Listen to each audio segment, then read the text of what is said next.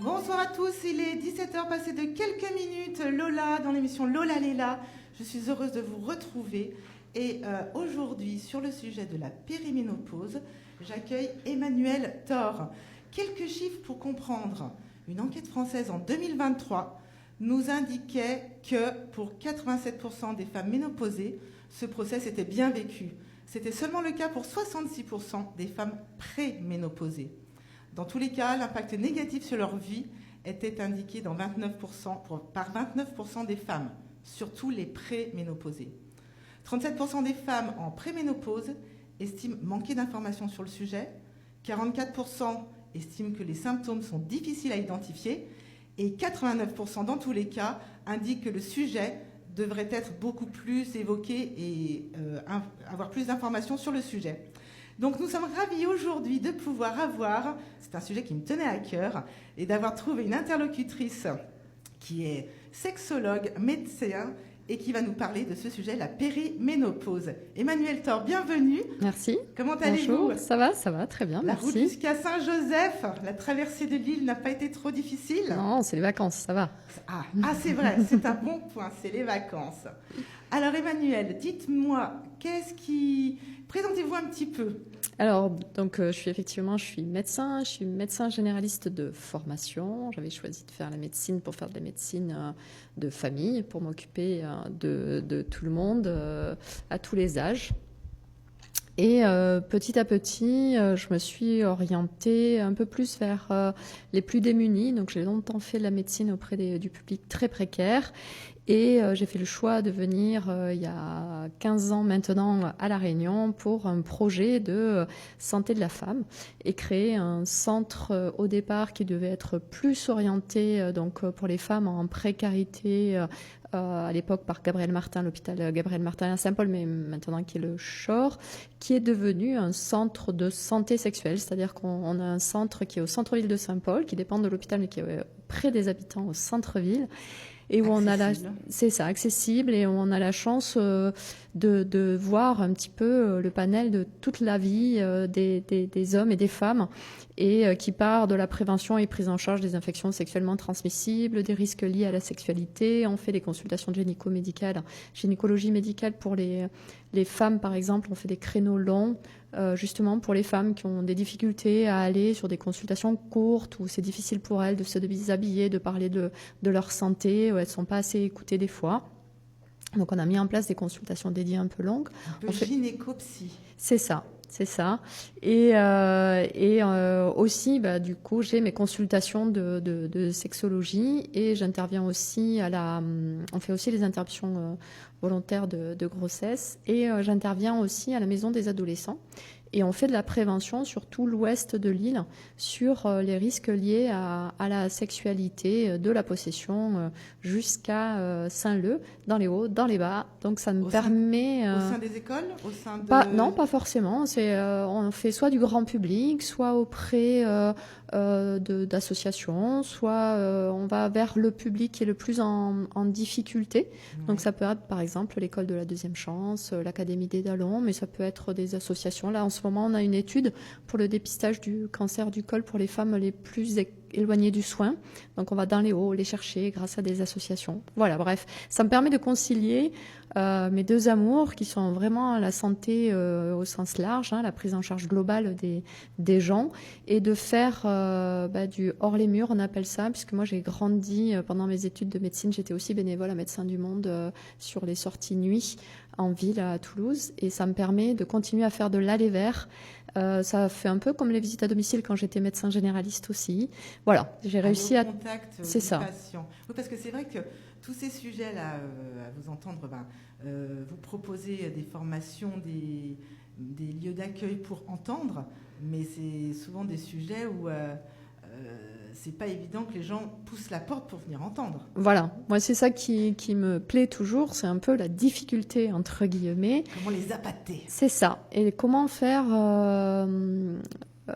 accoucher entre guillemets les hommes et les femmes de leurs mots MAUX au travers des mots MOTS ou du non-verbal aussi. Et d'être là pour tout entendre, et surtout qu'on soit vu comme quelqu'un qui entend tout et avec qui on peut parler de tout. Et la sexualité et la santé de la femme est malheureusement, vous l'avez dit au travers des chiffres, mal étudiée, pas forcément parlée, pas forcément autorisée. Et donc, encore plus, j'imagine, à La Réunion. Parce que, alors, finalement, vous n'avez pas ce que vous faites aujourd'hui, vous l'avez pas fait en métropole. Donc, est-ce que vous arrivez à avoir Ouais, j'ai pas tout à fait fait ça en métropole, mais alors moi ma famille vient de la campagne dans le sud-ouest, et que ça soit à la campagne ou à la ville, j'ai pratiqué la médecine dans les deux endroits.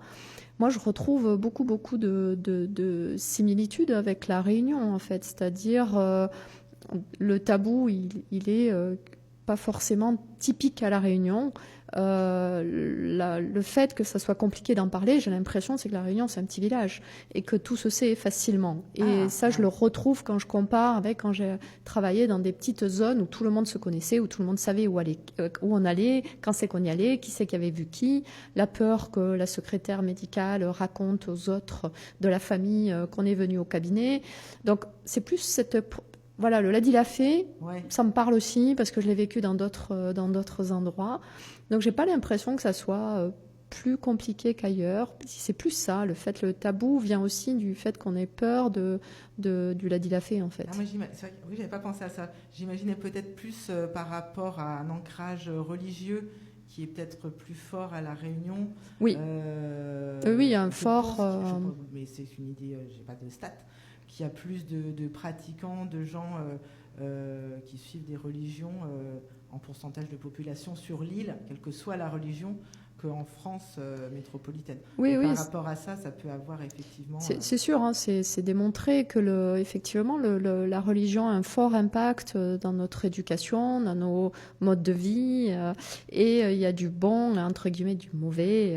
On fait avec, et on fait avec ce que nous apportent les gens, mais effectivement... je suis allée former des médecins à Maurice sur la sexologie, et il y a un fort impact de la religion là-bas aussi, et on en parlait. Bien sûr que ça a été décrit, que l'histoire de la sexualité, de la santé sexuelle est aussi en lien avec l'histoire des religions. Et d'ailleurs, dans toutes les religions, on parle de la sexualité, que ce soit dans la religion catholique, que ce soit dans la religion musulmane. On parle forcément de la sexualité. Et donc, indirectement, ça a un impact et ça rend tabou parce qu'il y a des interdits, parce qu'il y a des recommandations, parce qu'il y a des peurs. Et que la religion est aussi très axée sur la procréation. Et donc, on va en parler par rapport à la périménopause et ce que ça sous-entend aussi pour la femme. Mais la sexualité, le plaisir souvent coupable pour la femme dans les religions. Voilà. Les péchés capitaux. Alors, vous parliez formation sexologue, donc formation au départ généraliste. Oui. Et sexologue, donc c'est une formation supplémentaire, c'est pas un internat? Non, pas du tout, c'est pas une spécialité, c'est un DU, c'est un diplôme universitaire pour ceux qui veulent le faire, puisqu'on peut se dire sexothérapeute sans avoir fait le diplôme universitaire. Le diplôme universitaire, c'est 3 ans. C'est une spécialité, mais qui n'est pas reconnue en tant que telle. Mais pour le coup, c'est un diplôme universitaire... mais accessible à tous? Qui est accessible à... Alors, ça dépend des universités, mais qui est assez large. Moi, dans ma promotion, c'était à La Réunion, on avait un échantillon assez large. Ça allait d'infirmiers à psychologues, à kinés, sages-femmes, médecins... Donc, il n'y avait voilà. pas besoin spécialement d'avoir déjà le titre de médecin. Non, on peut être médecin sexologue, mais on peut être sexologue sans être médecin. La seule différence, ça sera sur les prescriptions des médicaments, puisque bien sûr, il faut être médecin pour pouvoir prescrire certains médicaments. C'est tout. Ouais, c'est un peu comme les psys. D'accord. Mais c'est vrai que cette envie, alors finalement, c'était un hasard. Hein. Je suis arrivée à La Réunion, je voulais faire plutôt de l'infectiologie pour faire une formation. Moi, j'adore faire les formations. Et en fait, oui. Mon chef de pôle, quand je suis arrivée, il me dit « Ah ben non, il y a la chance qu'on puisse faire cette formation à La Réunion. Il y a un DU, il risque de pas être longtemps à La Réunion. Ça serait bien que tu le fasses. » Voilà, la curiosité a fait que, bah oui, pourquoi pas. Et en fait, j'ai adoré. Et c'est vraiment 3 années difficiles. C'est long. Oui, c'est long, 3 années. Oui. Et puis ça questionne, parce que forcément on se questionne sur nous aussi, sur notre rapport à la santé sexuelle, nos a priori. Et donc c'était riche, parce qu'on a été une promotion où on a beaucoup discuté ensemble. Et il y avait tous les âges, donc les professions, mais aussi c'était mixte. Des hommes, des femmes. Voilà. Ouais. Et c'était très intéressant en fait. Même entre nous dans la promotion, il y avait des réunionnais, pas des réunionnais. C'était très riche. Que pour le coup, comme vous étiez tous là pour ça, les tabous n'étaient plus là. Et puis, tout à fait. Vous étiez des personnels de santé qui ont déjà normalement cet a priori de pas de tabou vis-à-vis du corps, puisque... Détrompez-vous. Oui. Ah non, la sexualité, c'est encore quelque chose à part et ils n'ont pas de tabou pour les patientes ou les patients, mais tous les mémoires de sexo, mais aussi des thèses de médecine générale, retombent encore aujourd'hui tous sur le même constat. Les patients aimeraient parler de santé sexuelle ou de sexualité avec leur médecin, leur sage-femme, leur gynéco, voilà. Et ils attendent que les médecins ou les sages-femmes et praticiens en parlent. Ils attendent la perche ? Voilà, ou pas, mais ils attendent qu'on leur en parle. Et les médecins disent qu'ils n'osent pas en parler parce qu'ils ont peur d'être intrusifs. Et des jockeys. Donc voilà, c'est un peu le serpent qui se mord la queue. Et on tourne en rond autour de ça, mais c'est pas parce qu'on est médecin, sage-femme. Alors les sages-femmes sans doute un petit peu plus, mais encore que tous les sujets ne seront pas faciles. Et le plus dur, c'est de garder une posture professionnelle et de ne pas faire transparaître ses ressentis, son vécu. Oui, et parce qu'on est tous des humains, on a tous notre histoire, notre expérience. Mais les gens ou les patientes, en l'occurrence, là pour le sujet d'aujourd'hui, ils viennent pas chercher ce que moi, j'ai 52 ans, je suis ménopausée, je ne parle jamais de moi et de ma ménopause. Par contre, parce que c'est pas ça que les patientes viennent chercher en fait, elles viennent me voir en tant qu'expert, pas en tant que moi je. Et donc c'est ça qui est toujours un peu compliqué parce qu'ils essayent quand même. Et vous, docteur, comment ça va, comment ça se passe? Je pense pas que ça soit ça le problème du jour, en fait. Vous l'avez bien vécu. C'est ça, parce que ça veut rien dire. Oui, on est tous particuliers. Bon, je vous remercie pour cette introduction, Emmanuel. On va pouvoir discuter donc du sujet. Pourquoi la périménopause? Quand on s'est rencontrés, effectivement, différents sujets pouvaient être abordés. Vous allez m'expliquer après la petite pause musicale pourquoi la périménopause en particulier est un sujet qui vous tient à cœur. Et cette petite pause musicale, c'est vous qui nous l'offrez. Vous avez choisi Les gens qui doutent de Anne Sylvestre. Pourquoi ce choix? Parce que c'est une chanson qui, je trouvais, allait très bien avec le sujet qui est d'aujourd'hui, puisque ça parle de personnes qui savent pas forcément où elles en sont, qui sont pas forcément comme il faut entre guillemets dans la norme, mais c'est pour autant on est là, on existe et toute la mosaïque des personnalités sont intéressantes. Et dans la périménopause, les femmes se posent beaucoup de questions, ont l'impression de donner une image d'elles qui est fragile. Et si vous connaissez pas la chanson, écoutez-la. Et moi, je trouve qu'elle donne de la force. Bon, on écoute ça. Merci beaucoup. Ça donne bien envie, effectivement, de l'écouter. Donc, chers auditeurs, on écoute Les gens qui doutent. On se retrouve tout de suite après pour la suite de notre émission sur la périménopause. C'est Lola Léla. À tout de suite.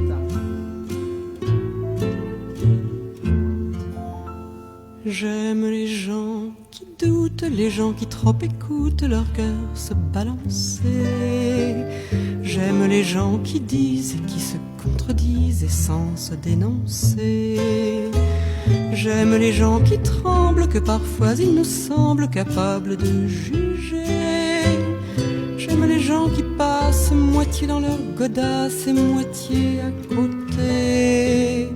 J'aime leurs petites chansons, même s'ils passent pour des cons. J'aime ceux qui paniquent, ceux qui sont pas logiques, enfin, pas comme il faut. Ceux qui avec leur chaîne, pour pas que ça nous gêne, font un bruit de grelot. Ceux qui n'auront pas honte de n'être au bout du compte que des ratés du cœur. Pour n'avoir pas su dire, délivrez-nous du pire et gardez le meilleur. J'aime leurs petites chansons, même s'ils passent pour des cons. J'aime les gens qui n'osent s'approprier les choses, encore moins les gens. Ceux qui veulent bien n'être qu'une simple fenêtre pour les yeux des enfants. Ceux qui sans oriflamme et daltoniens de l'âme ignorent les couleurs, ceux qui sont assez poires pour que jamais l'histoire leur rende les honneurs. J'aime leurs petites chansons, même s'ils passent pour des cons. J'aime les gens qui doutent mais voudraient qu'on leur foute la paix de temps en temps, et qu'on ne les malmène jamais quand ils promènent leurs automnes au printemps. Qu'on leur dise que l'âme fait de plus belles flammes que tous ces tristes culs, et qu'on les remercie, et qu'on leur dise en leur cri merci d'avoir vécu, merci pour la tendresse, et tant pis pour vos fesses qui ont fait ce qu'elles ont pu.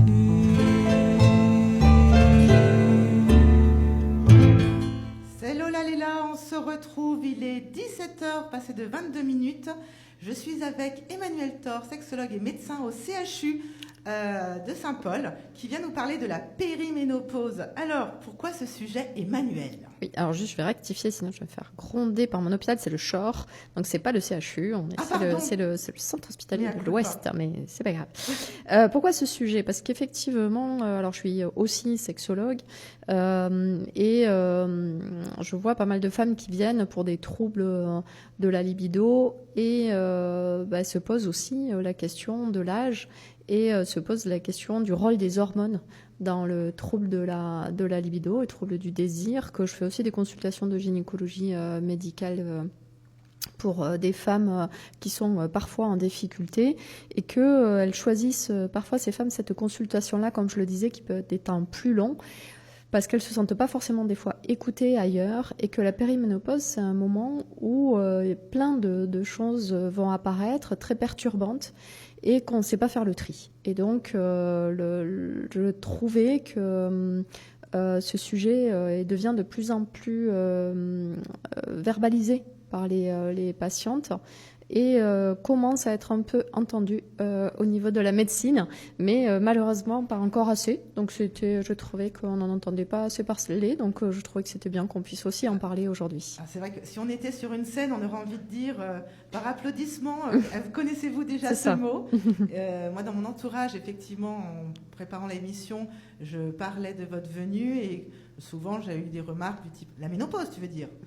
Non, la périménopause. Ou d'autres, non, tu veux dire la préménopause. Alors justement, périménopause, préménopause.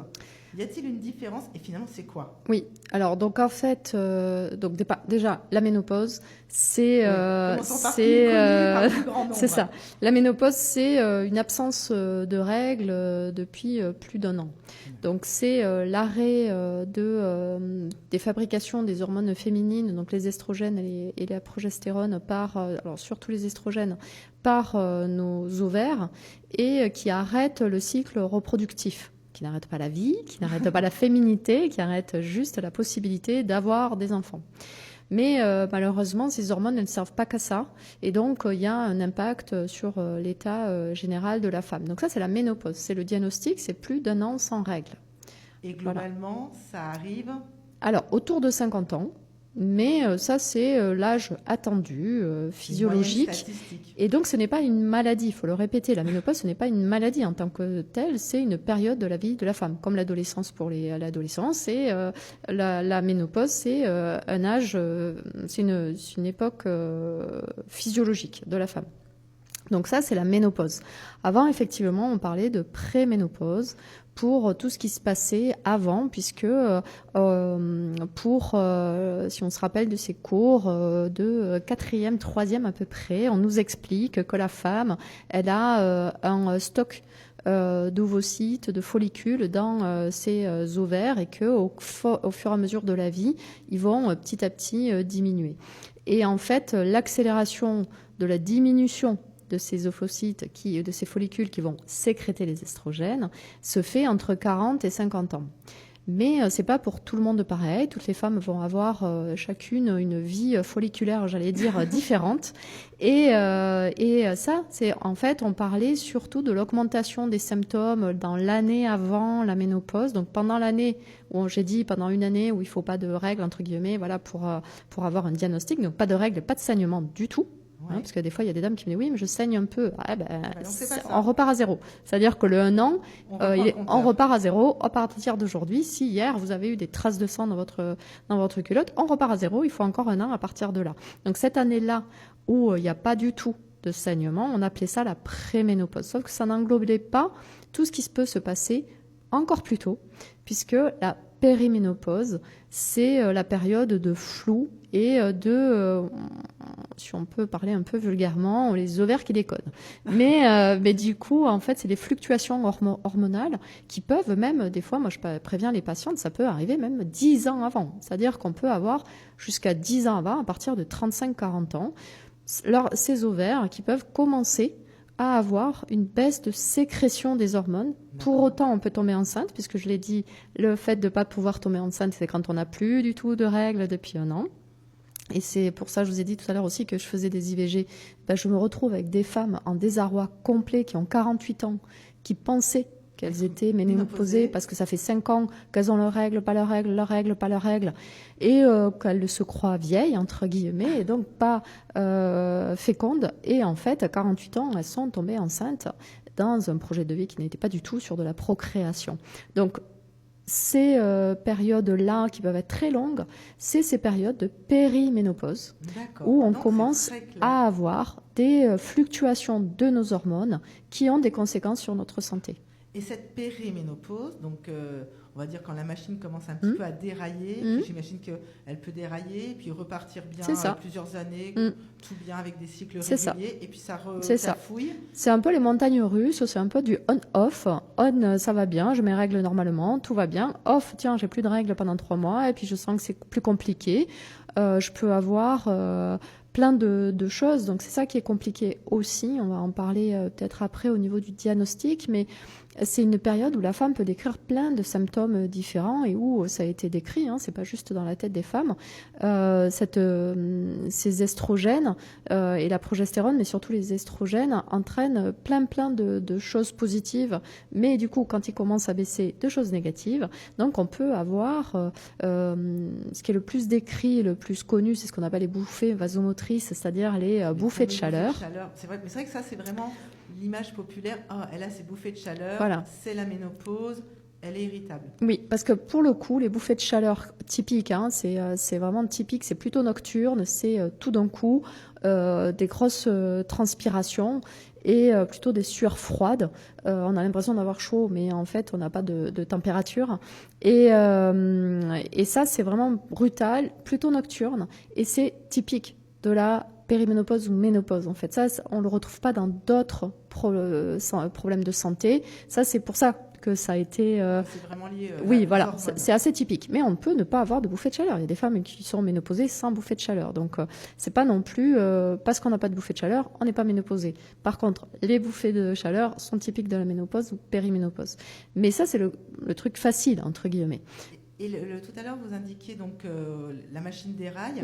Est-ce que toutes les femmes passent par là? J'imagine que non. S'il y en a qui passent en ménopause sans bouffée de chaleur, il y en a qui passent des périménopauses sans rien voir. Alors, sans rien du tout, c'est rare, parce que je vous disais, la mosaïque des possibles dans les perturbations hormonales est assez large.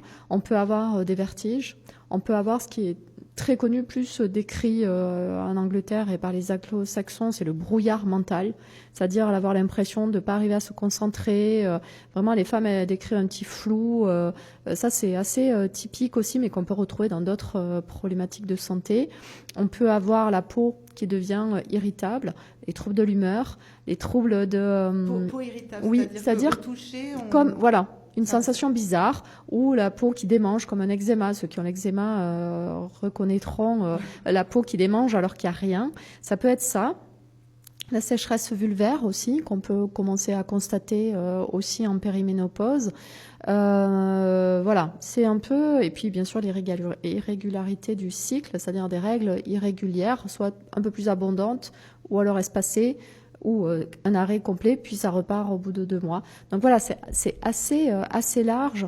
Et ce qui est complexe pour les médecins, pour les sages-femmes, les gynécos, c'est que même si on connaît ces symptômes, ça peut tellement être autre chose que mis comme ça de façon sporadique de temps en temps, eh ben, on peut passer à côté et pas faire le diagnostic. Ouais.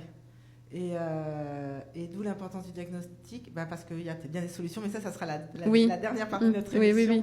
On ne l'aborde pas tout de suite, mais c'est déjà rassurant de se dire qu'il y a des solutions. Sur la périménopause, une question aussi, depuis quand ce terme existe finalement ? Alors, exactement, alors je n'ai pas trop regardé sur l'international, mais moi il me semble que ça fait, moi je dirais moins de 5 ans où c'est vraiment un terme qui a été clarifié, parce que on le retrouve dans des articles depuis plus récemment. Et c'est vrai qu'on a envoyé plus pré-ménopause, moi, dans les congrès, dans les études. C'est vrai que pour moi, ça date de moins de 5 ans, à mon avis. J'ai pas vérifié, mais de façon claire. C'est-à-dire dans les cours, dans les articles, où on a uniformisé le discours au niveau des scientifiques. Voilà, peut-être que je dis une bêtise, mais moi, je dirais moins de 5 ans. C'est vrai que moi, j'ai cherché à avoir juste les quelques chiffres que je vous ai annoncés au début. Quand je cherchais sur Internet périménopause, ça m'envoyait sur la ménopause. Le vocable lui-même paraissait pas Googlement parlant très, très appuyé. Donc, d'où l'importance effectivement d'en parler. Donc, périménopause avant, l'après-ménopause avant la ménopause, 3 séquences de vie, pas systématiques pour toutes les femmes. Des symptômes. Alors, pas systématique sur le ressenti, mais physiologiquement, on y passe toutes. Là, je regardais un peu les statistiques. Début d'année, depuis le début de l'année 2026, si on calcule au prorata des femmes autour de 50 ans, en tout cas autour de plus de 50 ans, il y aurait 500 000 femmes qui seraient concernées cette année de nouveau. C'est-à-dire de nouvelles 500 000 femmes qui vont être touchées par la ménopause physiologique. C'est-à-dire elles vont rentrer en ménopause. Maintenant, c'est pas 500 000 femmes qui vont avoir des symptômes. Et avant, en périménopause, c'est pareil. Si vous discutez autour de vous, vous aurez un échantillon de femmes entre 40 et 55 ans qui vous raconteront des histoires de vie différentes. Et finalement, quels sont les symptômes les plus appuyés qui amènent à pousser le diagnostic ? Est-ce que ça va être des problèmes de libido ? Est-ce que ça va être des problèmes de brouillard mental ? Parce que le brouillard mental, j'imagine qu'on doit pouvoir aussi le confondre avec un burn-out. C'est ça, c'est ce que j'allais dire. On est dans une société où les femmes ont les enfants plus tard, prennent des responsabilités dans une carrière en général, c'est avec le temps aussi. Donc on arrive à la quarantaine, si on a ses enfants à un peu plus de 30 ans, ils sont encore petits, ils ont l'âge de l'adolescence, c'est pas le plus facile. Si c'est l'âge où ça fait 10-20 ans qu'on travaille, on devient peut-être responsable, on cumule tout, quoi. Voilà, donc bienvenue dans ma vie de médecin qui doit faire le tri avec tout ça. Si en plus les hormones partent dessus, j'imagine que la patiente lambda, elle va peut-être d'abord voir son psy en disant là, j'en peux plus. C'est ça. C'est pour ça qu'on a des erreurs diagnostiques et des errances. Et j'ai oublié un autre symptôme qui est aussi pas facile à différencier, ce sont les douleurs articulaires et les douleurs musculaires. Donc, vous voyez, c'est énorme. Le panel. Le chic, ça aide pas en plus. Voilà. Donc, moi, ce qui est important, et c'est alors, première chose pour les dames, pour les femmes, moi je leur dis, écoutez-vous, si ça va pas, de toute façon, il y a quelque chose qui va pas. Donc, moi je suis médecin généraliste de formation, je vais dire allez voir votre médecin traitant, qui est censé vous écouter et savoir, lui ou elle, faire le tri autour de ça. De plus en plus, quand même, la formation continue. Les jeunes médecins sont de plus en plus formés à ces thématiques, voilà, les étudiants qui sortent de l'université de la C'était pas le cas il y a quelques années, maintenant c'est dans la formation des généralistes. C'est ça, c'est dans la formation, c'est normalement dans les formations complémentaires, c'est-à-dire les formations continues des médecins, puisque, alors des fois, c'est grâce aux patients qu'on évolue. Donc, plus les patientes se posent des questions, plus elles se plaignent, plus le médecin est obligé d'aller se renseigner parce qu'il ne sait pas répondre aux questions et que ça ne se fait pas quand même de ne pas savoir répondre. Donc les patientes expertes, grâce à leurs questions, forcent les professionnels à continuer à se former. Et donc, ce que vous avez trouvé, vos difficultés parfois pour trouver les renseignements, nous, on a été confrontés à ça en termes de formation. Donc moi, je le disais, au départ, je viens de l'université de Toulouse.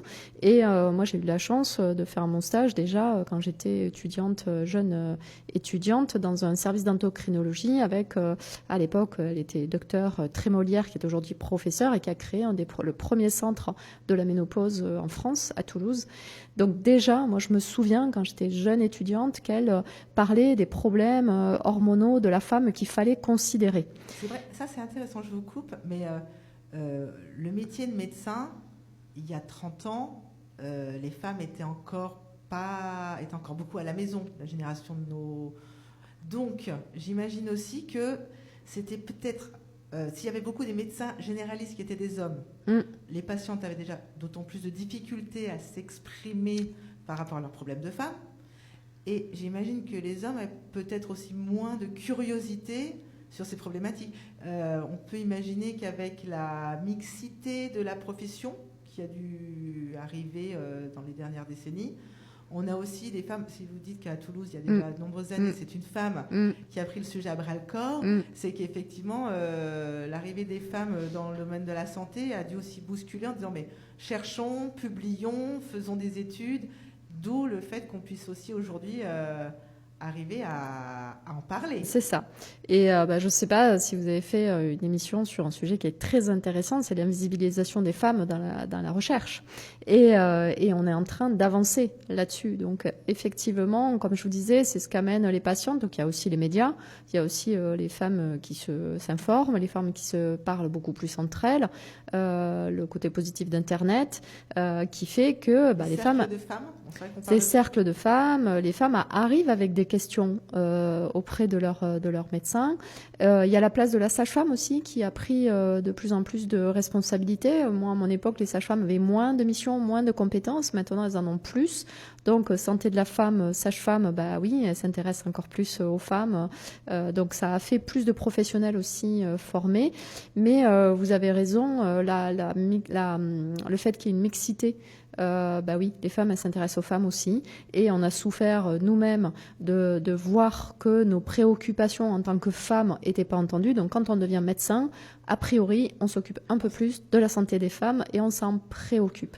Et ça, c'est quelque chose qui est une avancée qui est en train de se mettre en place sur la recherche.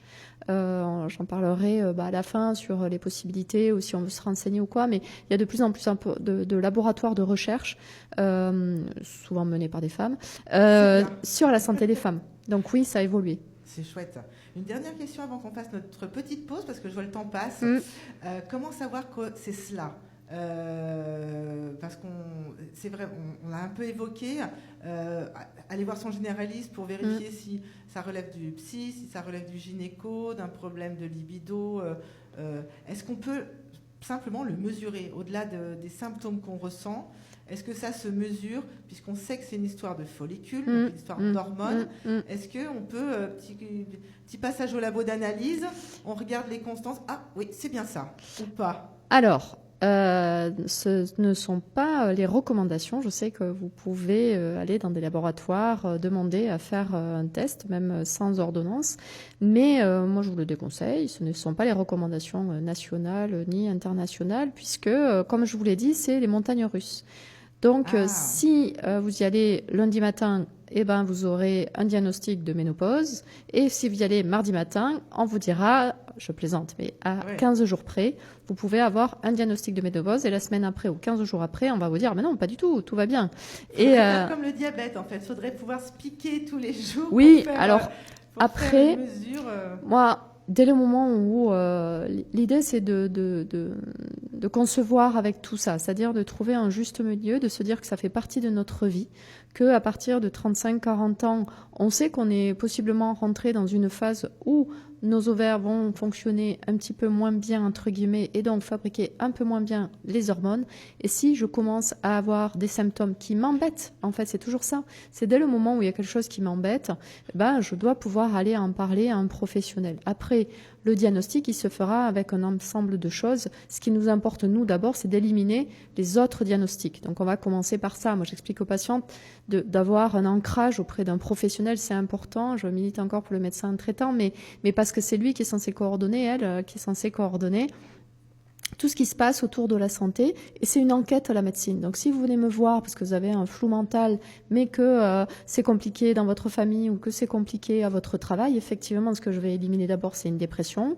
Ce que je vais éliminer d'abord, c'est des troubles neurologiques. Si vous me parlez de vertige, on va quand même, ce qu'on n'a pas dit tout à l'heure, mais par exemple sur la santé des femmes, les femmes après 50 ans sont la première cause de mortalité des femmes, c'est quand même les troubles cardiovasculaires. Donc il ne faut pas passer à côté d'un accident vasculaire cérébral. Enfin voilà. Donc le médecin ou la sage-femme va d'abord éliminer ce qui est le plus grave et ce qui est le plus fréquent, entre guillemets, dans la population générale. Après, on peut avoir des troubles thyroïdiens qui peuvent aussi avoir des symptômes qui s'apparentent. Donc, c'est une enquête. Et ça n'empêche pas, ça c'est un diagnostic, mais que de toute façon, le symptôme est là. Donc si vous venez me voir parce que vous avez des vertiges, on va quand même réfléchir d'abord à ce qui peut causer le vertige et surtout quoi est-ce que je peux faire pour que vous ayez moins de vertige ou que ça aille bien. On va parler après. Soigner le symptôme, même si on ne connaît pas la cause. Tout à fait. Pour un meilleur, c'est en parallèle. C'est en parallèle. Et puis de toute façon, vous au quotidien, je suis pas avec vous toute la journée. Je suis pas avec la patiente toute la journée. Elle doit faire avec. Donc on fait à la fois notre enquête nous et on doit faire des examens et aller voir le diagnostic, ce qu'on appelle différentiel, puisque je vous ferai jamais un diagnostic de ménopause sur une prise de sang. Mais par contre, on fera on écoute en fait de quoi se plaint la patiente. Si elle commence à avoir des cycles irréguliers et qu'elle me dit c'est bizarre, j'arrive pas à me concentrer, je vais demander comment ça va à la maison, qu'est-ce qui se passe, elle est au travail, est-ce qu'on dort bien, est-ce qu'on dort pas bien, et l'ensemble va faire qu'on va dire a priori quand même vous êtes peut-être en périménopause. Ouais. Et puis j'imagine que peut-être la mise en place des solutions permet aussi de valider le diagnostic. Alors, mais ça, c'est pas si facile. On va le voir après. C'est ça. On va se faire notre deuxième pause musicale avec le choix d'Emmanuel qui est Sauvage de Maya Kamati. Pourquoi rapidement cette chanson ? Parce que je suis une grande fan de Maya. Elle est magnifique. Et que Sauvage, pareil, elle donne beaucoup de force et ça permet de parler de la Réunion. C'est formidable. On se retrouve tout de suite après Maya Kamati, Sauvage. À bientôt. I wasn't barking at you. Why don't you fix yourself up?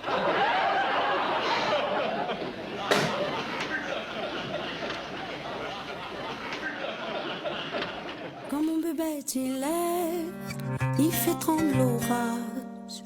Entendront pas capon, oui mais il est sauvage. Oui mais il est sauvage. Oui mais il est sauvage.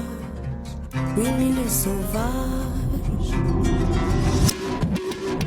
La dit comme ça mes ravages. Mes causes forfait le cadeau. Il manque rien que mes chants pousottes. Romance la moque. Asténie on fout pas mal. Il faut coup de soc. Fout un galop pas côté. Un mal fondé. Connais l'ami, remplis l'air. Pitou, bata, yeah. Oui mais fais-le vert. Oui mais fais-le vert. Crie à ma queen diva. Crie à ma queen ou bien diva. Crie à ma queen diva. Crie à ma, crie à moi. Crie à ma queen diva. Crie à ma queen ou bien diva. Crie à ma queen diva. Crie à ma, crie à moi.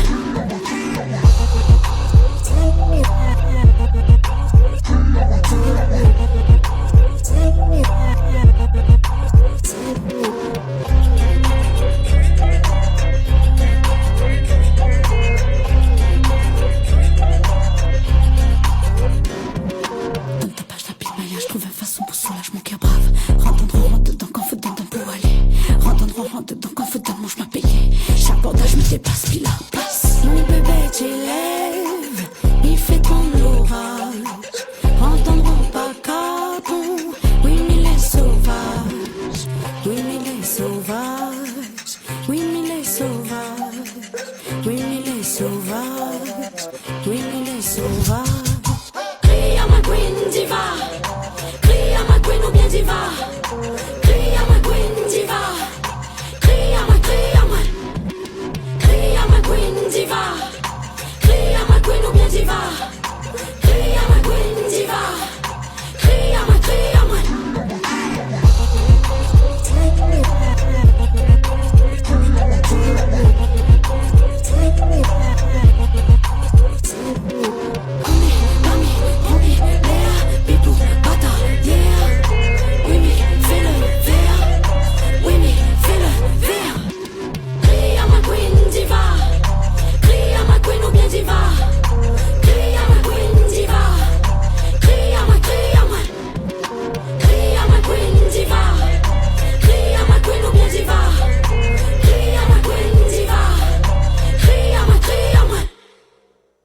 C'est Lola Léla, nous sommes sur LFM, il est 17h46, que ça passe vite.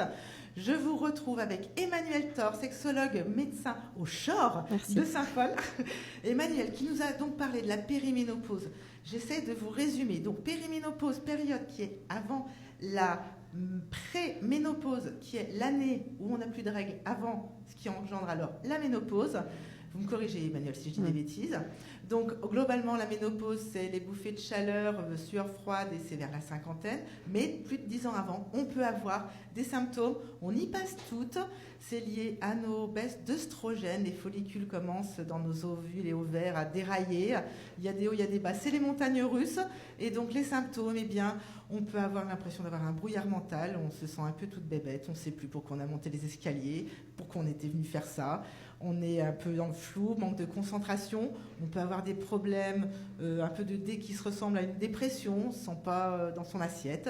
Là, c'est plutôt le côté psy. On a les côtés articulaires, on a des problèmes potentiellement de libido, avec des sécheresses vulvaires. On peut avoir des problèmes de vertige.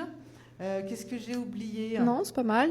Je n'ai pas parlé exprès de la prise de poids, parce que la prise de poids, elle est un peu conséquence au vieillissement. Alors, vieillissement, on n'aime pas entendre ça, hein, mais c'est un peu ça.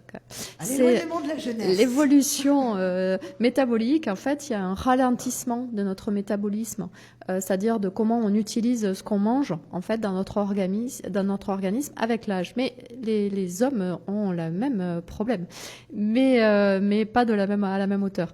Et donc du coup, on a aussi, on peut constater aussi malheureusement une prise de poids en mangeant la même chose, en faisant la même quantité de sport.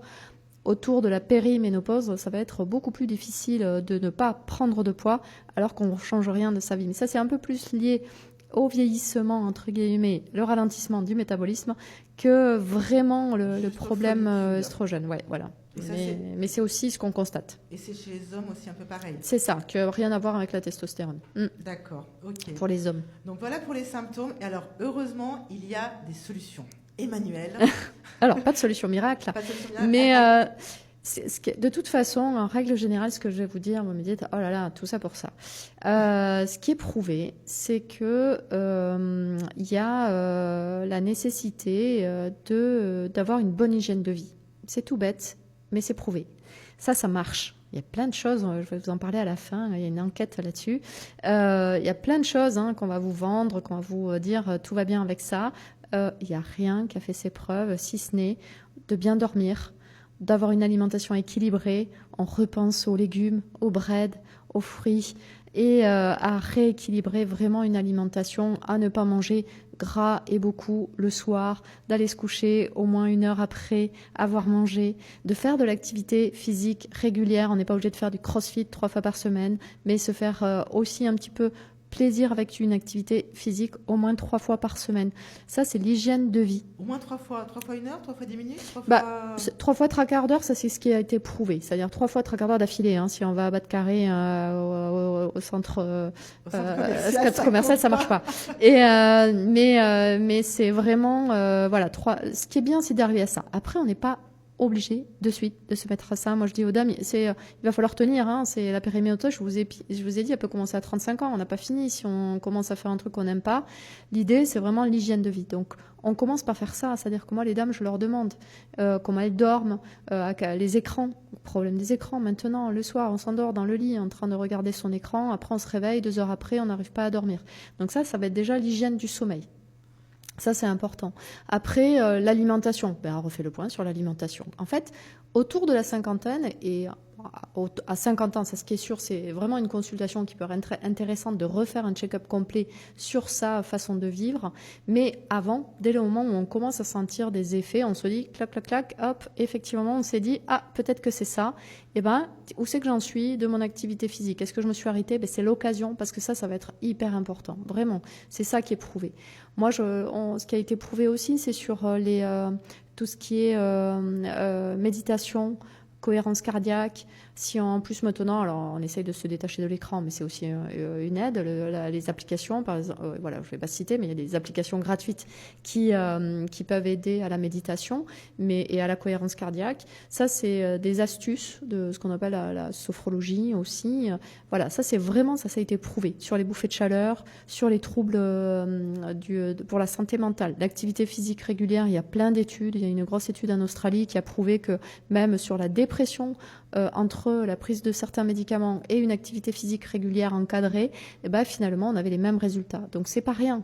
Donc déjà ça c'est une solution qui est pas miracle, qui est un effort, mais qui a fait ses preuves. Et si surtout, quelqu'un a déjà, on va dire, une hygiène de vie relativement correcte, qu'est-ce qu'il va pouvoir faire de plus? Alors déjà, c'est rare qu'on ait une hygiène de vie correcte, parce que celles qui arrivent des fois en me disant j'ai une hygiène de vie correcte, en fait, elles sont des fois en trop, c'est-à-dire en excessif. Elles font trop attention à l'alimentation, trop de sport. Donc déjà, je me méfie, donc on refait le point. D'accord. Et c'est rare que quand même, parce que comme vous le disiez tout à l'heure, c'est des âges où quand on approche la cinquantaine, où on doit quand même s'occuper, si on a des enfants, de plus en plus de ces enfants, les ados, c'est pas pour autant qu'il y en a moins de soucis. Dans son travail, on travaille des fois de plus en plus. Dans son couple, des fois, si ça fait longtemps qu'on est ensemble, on commence à se poser des questions existentielles. Si on vient de divorcer et qu'on a une nouvelle vie, on est en train de faire sa nouvelle vie. Enfin bref, c'est quand même pas si simple d'avoir une hygiène de vie correcte, de façon équilibrée. Donc c'est rare, franchement, moi c'est rare que je rencontre des femmes qui ont tout mis en place parfaitement, entre guillemets, selon les recommandations de la santé. Mais si on a déjà ça, on va voir le symptôme. Donc en fonction de ce qu'on a, on va mettre en place les bouffées, malheureusement, les bouffées vasomotrices qui ne sont pas quand même les plus fréquentes en périménopause, mais qui sont les plus typiques. On n'a pas grand-chose. Donc même les phytoestrogènes, tout ce qui est vendu n'est pas forcément si miraculeux que ça. On voit, il y a soit le côté médicamenteux des prescriptions de médecins pour pallier à ce manque d'oestrogènes, soit les oestrogènes-like, les compléments alimentaires, des choses comme ça. Et voilà, pas grand-chose de valable en fait. C'est du marketing, ça marche pas vraiment? Et ça marche pas vraiment, non. Il n'y a pas grand-chose qui a un niveau de preuve suffisant, c'est-à-dire qu'avant, c'est ce que je disais, tant qu'on a encore ces estrogènes, donc avant vraiment la ménopause, ça va être un peu compliqué. On va jongler, des fois on met, en fait ça paraît incohérent, mais on va mettre des progestérones, donc de la progestérone qui va faire basculer, puisque ça, en fait, en mettant des progestérones, ça va compenser le fait que l'estradiol est en train de, je vous ai dit, estrogène, progestérone au niveau des ovaires. Ça va permettre au début, des fois, d'équilibrer. Donc ça peut être des capsules vaginales, ça peut être des voies orales, mais ça va souvent peu jouer sur les bouffées vasomotrices. Donc ça va être plus vraiment ce qui a été prouvé, c'est la relaxation, c'est la méditation.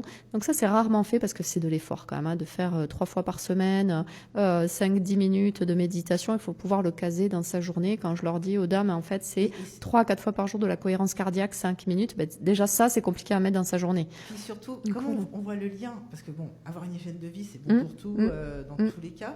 Mais pourquoi méditer? Ça régulerait le fait que mes follicules, ils donnent plus assez d'estrogène. Parce qu'en fait, c'est le stress qui est engendré. En fait, le stress en général, c'est pas l'anxiété comme on l'entend. Le stress, c'est le côté un peu agressif, entre guillemets. Les modifications agressent l'organisme.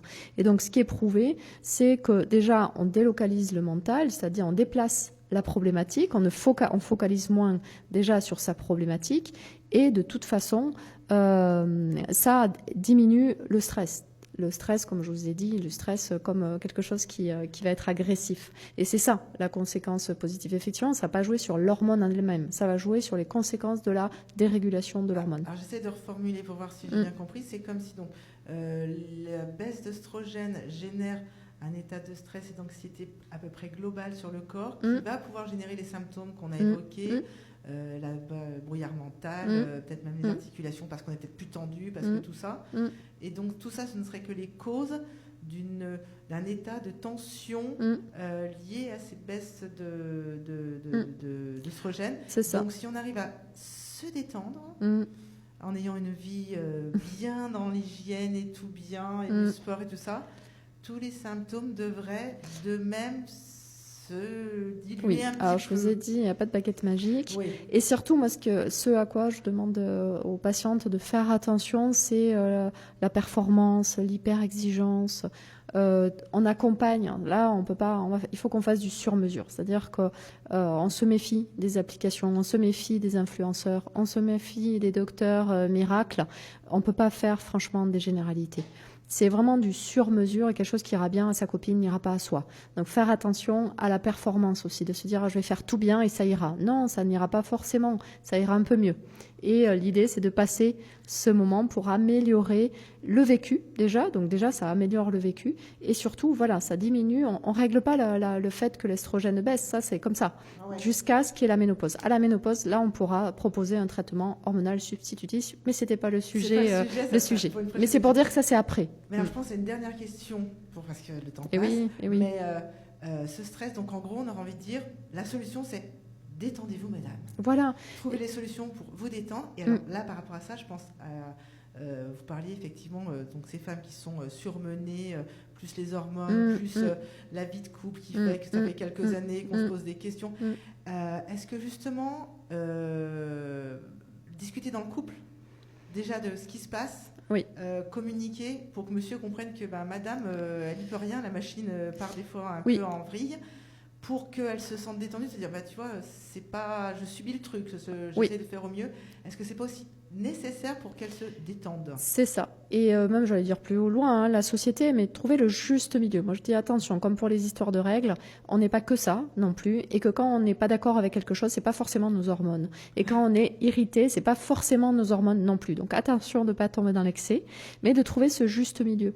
Et effectivement, comme quand on est enceinte et qu'on a des troubles hormonaux, ça c'est accepté parce que la grossesse est facilitée et acceptée dans la société, mais que la périménopause qui est mal connue, les troubles hormonaux qui sont mal connus, tout d'un coup, ça, c'est pas entendu, mais savoir écouter, savoir accompagner, accepter, et bien, on l'a pas choisi non plus de le subir. Donc, c'est pas quelque chose qu'on fait exprès. Donc, effectivement, c'est important que ça soit entendu, reconnu, et qu'on essaye tous ensemble en équipe au niveau de la société, au niveau du couple, au niveau des enfants aussi, d'entendre. C'est ça. Et soyons capables, nous les femmes, de dire bon les enfants, me chéris, je suis un peu énervée, ça ira peut-être mieux demain. Mais il y a peut-être, c'est un peu vous, c'est un peu moi, c'est ça. Et détendons-nous. C'est ça. Et juste le truc juste important avant de finir quand même, c'est que la ménopause, il y a quand même des risques de complications graves. C'est pas grave, c'est pas une maladie, mais on peut avoir en fonction des complications. Donc en général, de toute façon, tout le stress ou autre peut avoir aussi des complications. Donc, de savoir prendre du temps, de faire des pauses, de s'occuper de soi et de son bien-être, même pour les hommes, c'est aussi une bonne idée. Donc, on va conclure avant que le top nous bloque. Donc, merci Emmanuelle d'être venue nous parler de la périménopause. Donc, on se détend, on en parle entre nous. Et nous, on se retrouve dans 15 jours. Ce sera le jeudi 19 mars à 17h. Avec Marie-Germaine Périgogne qui viendra nous parler des enfants de la Creuse.